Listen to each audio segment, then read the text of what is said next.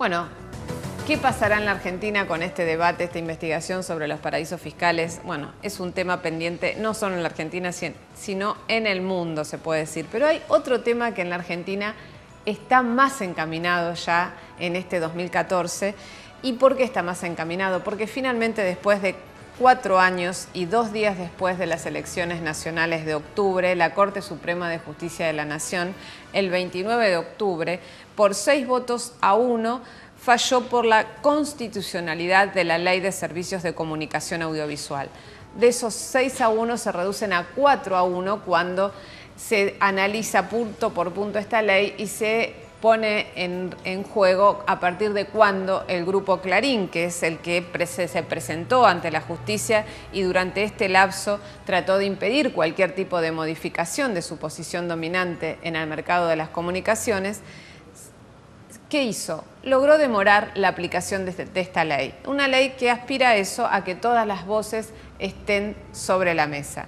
Nosotros hablamos en QM y en Notas Verdaderas particularmente con Graciana Peñafort, una abogada que fue una de las alma mater, se puede decir, aunque a ella no le gusta que se le asigne ese papel, de la Ley de Servicios de Comunicación Audiovisual. Una mujer que recorrió el país viendo cómo ampliar el debate sobre una de las normas más discutidas en la historia democrática de la Argentina. ¿Qué significa este debate sobre la Ley de Servicios de Comunicación Audiovisual? ¿Qué significa el fallo de la Corte Suprema de Justicia en la cual se habla de la constitucionalidad de la ley? Una mujer que fue la que defendió junto a otros abogados la posición del Estado en la audiencia pública convocada por la Corte Suprema de Justicia de la Nación. Graciana Peñafort nos habló sobre esta ley, sobre las implicancias de esta ley y también sobre la importancia de que QM Noticias tenga su lugar en la grilla como le corresponde. Los invito a ver a esta mujer que realmente, si hay algo que es lúcida y tiene argumentos para sostener lo que dice.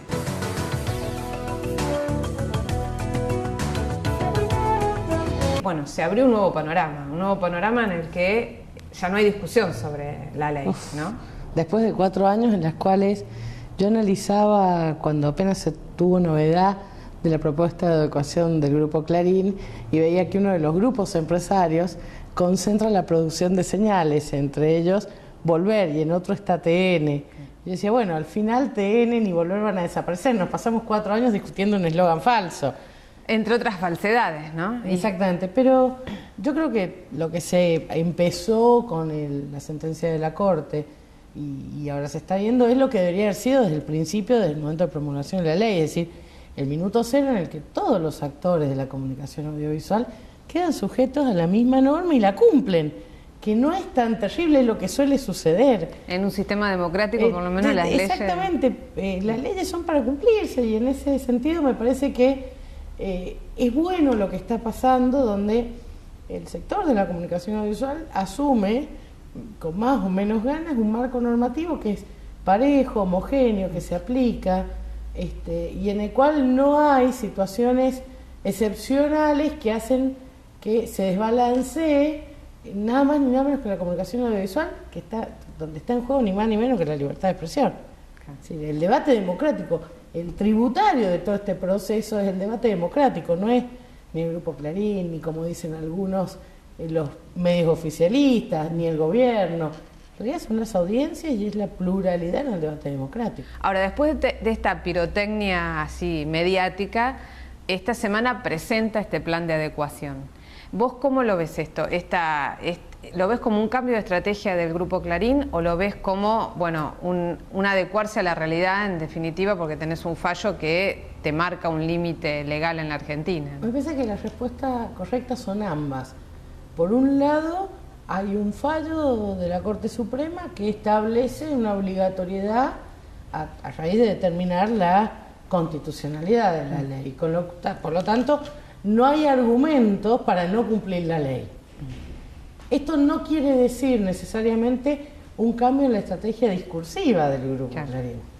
Es decir, yo creo que el Grupo Clarín va a seguir cuestionando la legitimidad, tomándose de fallos de la minoría, o tomándose de distintas expresiones Digo, imagino lo que dirá la CIP al respecto, que ya dijo algunas cosas, pero creo que la línea discursiva, la línea editorial, no está en análisis cuando se trata la ley de servicios de comunicación audiovisual.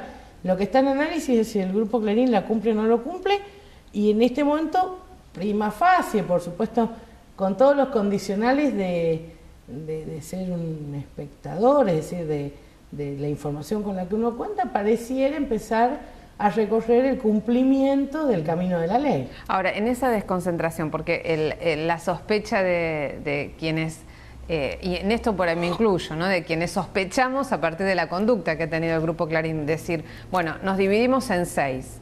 Ahora, ¿pueden ser los mismos integrantes del directorio del Grupo Clarín dividiéndose en 6? ¿Cómo, digamos, Mañeto una empresa, Aranda otro, Pagliaro otro, Rendo otra? O siempre que se trate de empresas independientes, con socios independientes y que no estén vinculados societariamente entre sí, es viable una escisión empresaria, una división entre los socios.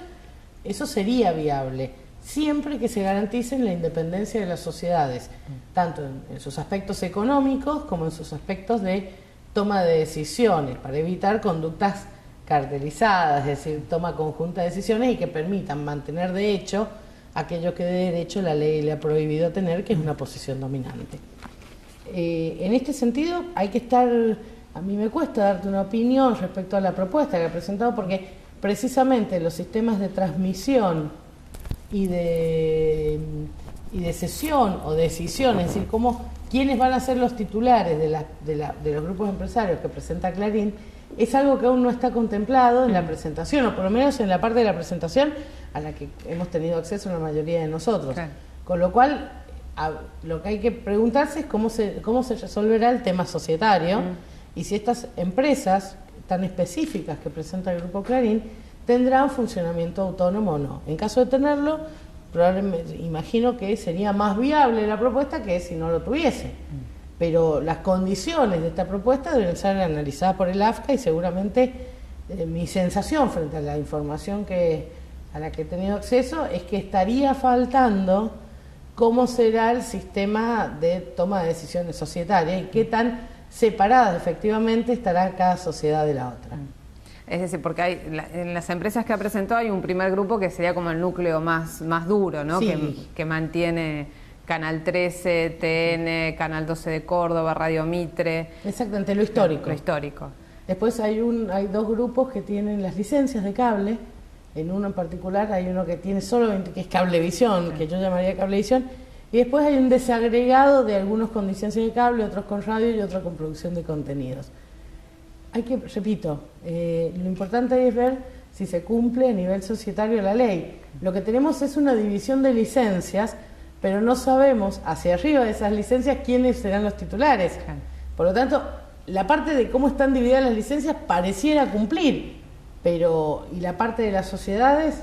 Ahora, lo que también quedó en la audiencia que se realizó en la Corte Suprema, que fue muy visible, y creo que, no sé si socialmente se tenía tan claro, fue el tema de la lógica del Grupo Clarín de asociar libertad de expresión con sustentabilidad económica, ¿no? No, es que la libertad de expresión tiene que ver con la sustentabilidad, con lo que no tiene que ver es con la rentabilidad.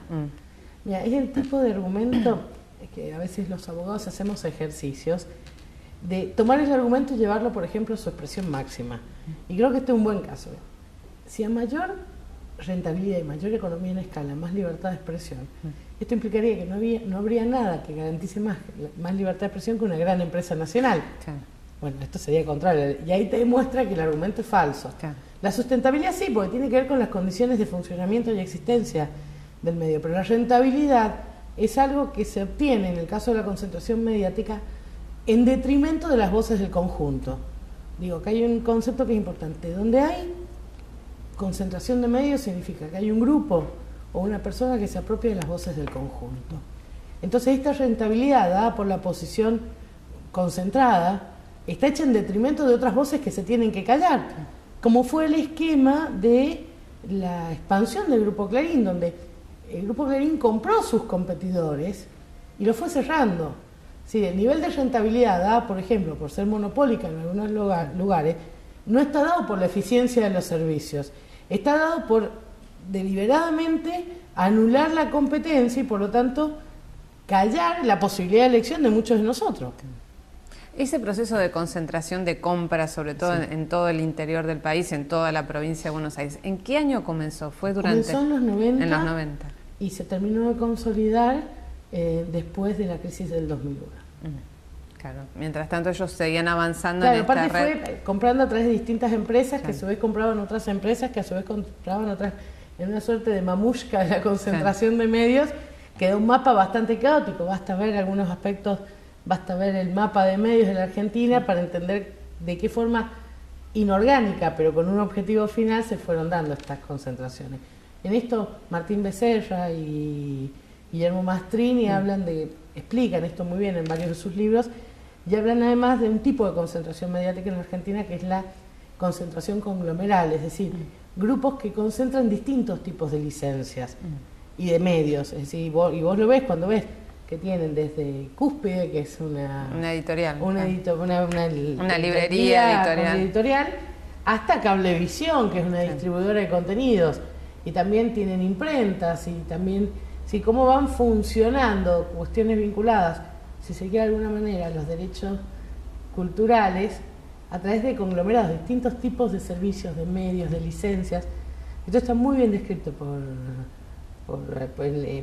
Martín y por Guillermo, pero bueno, es un modelo de concentración mediática que además en la región fue dramático, es probablemente uno de los más concentrados de la región. Decime, otra cosa que ha hecho que también ha sido muy difícil que se avengan a cumplir, es que está fuera de la ley, pero que fue una de las primeras resoluciones del AFCA, que es el tema de la incorporación de distintos canales a la grilla de Cablevisión, básicamente. Porque, bueno, QM Noticias, el canal donde está saliendo este programa, tiene uno de sus problemas centrales es justamente lograr que se cumplan las resoluciones del AFCA y de la justicia. No, a ver, de hecho, QM ya va por la segunda, creo que esta fecha segunda fallo. Hace muy poquitos días salió una en Dolores. Sí. Mira, el tema de la incorporación a la grilla tiene que ver con el derecho de acceso a la amplitud informativa. Entonces, hay contenidos de interés general, informativos, que deben estar incorporados en la grilla del cable, sobre todo considerando que más del 80% de la población del país ve televisión a través del cable. Es lo que se llama el mass carrier, la obligación de transporte, la obligación de transmisión, que sí, ha sido una lucha, pero además el Grupo Clarín en particular tiene muchas medidas judiciales en las cuales se los intima, se les ordena, se les aplica multas. Ellos han sido muy reticentes y continúan siéndolo hoy, pero me parece que hay que profundizar esto y seguirles marcando la obligación de garantizar a todos sus usuarios el mayor acceso a pluralidad informativa. Vamos a hacer claro, cuando una señal como QM no es subida, podría haber un perjuicio para quien es el titular de la señal. Ahora, el mayor perjuicio es para todos los bonaerenses que pierden la posibilidad de ver una señal específicamente producida para la provincia de Buenos Aires. Y esto me parece que no es un tema menor. Hay que entender que en esta suerte de conflicto entre derechos del cable operador y del productor de una señal, hay un derecho que está por encima de todos ellos, que es el derecho de la audiencia. Y este derecho incluye la posibilidad de ver distintas perspectivas informativas, está consagrado en la ley, y la verdad es que me acuerdo uno de los fallos que salió sobre este tema, donde decía, nadie puede reservarse para sí el control absoluto de qué es lo que se transmite sin garantizar la pluralidad. Claro. Porque ahí sí que es una limitación a la libertad de expresión de hecho. Y de derecho también. Claro. Sí. Es más, mira, me acuerdo en uno de los juicios sobre este tema, que el Grupo Clarín decía que no podía cumplir la grilla, entre otras cosas, porque había determinadas ubicaciones en los canales que tenía contratados y que esto le implicaba violar contratos. Entonces nos pedía que llamáramos a su contratante, que era Canal 3. No. En serio. No tienen cara, realmente. Entonces decís, a ver, eso, o sea, si tu mejor prueba es cómo tenés contratado con vos mismo, claro, para no hacerle lugar a otro, claramente hay una actitud de absoluta restricción sobre el debate público. Y mira, este es el problema de los monopolios y de los oligopolios y de las posiciones dominantes en el sector de la comunicación audiovisual, es que tratan de moldear el debate público de una sola perspectiva. Y ahí es donde está nuestro derecho colectivo, como ciudadano, de acceder a la mayor cantidad de perspectivas posible, que no es un servicio que debemos pagar, es un derecho que tenemos. En algún punto, mira, ahora yo he visto que en algunos lugares tratan de resolverlo incorporando estos canales nuevos a la grilla digital. Claro. ¿Y sabes qué me hace acordar esto? Recordemos que el servicio digital es un servicio por el que uno paga más dinero, claro, que por el abono básico. Cuando se llevó adelante Fútbol para Todos, nunca me voy a acordar una expresión, nunca me voy a olvidar en realidad, una expresión de Marcelo Bombao, que sí, era el gerente de TIC en ese momento, que lo dijo con una honestidad que rayan en el cinismo. Dice, miren, cuando le preguntan qué opina de que el fútbol se transmita en forma gratuita y que los derechos los adquiere el Estado, dice, mire, yo creo que no hay nada más democrático que aquel que quiera ver fútbol pague. Sí. Es terrible, o sea, la democracia no es el derecho a pagar por un servicio, mucho menos por información. Entonces, cuando la propuesta frente a la diversidad que propone la grilla de los aspectos de interés relevante es, te incorporo al sector digital donde solo acceden aquellos que pagan una tarifa diferencial, es decir, la libertad de expresión en todo caso estará garantizada en tanto y en cuanto puedas pagarlo. Claro. Eso no es el objetivo de la ley, muy por el contrario, habla de abarcamiento, democratización, es decir, más información para más cantidad de personas y con los menores costos posibles, porque es un derecho. Sí. Es como esas películas que muestran donde uno tiene que comprar el tiempo de vida. Sí. Sí, es absurdo. Es toda una concepción de vida, ¿no? Totalmente. Absolutamente.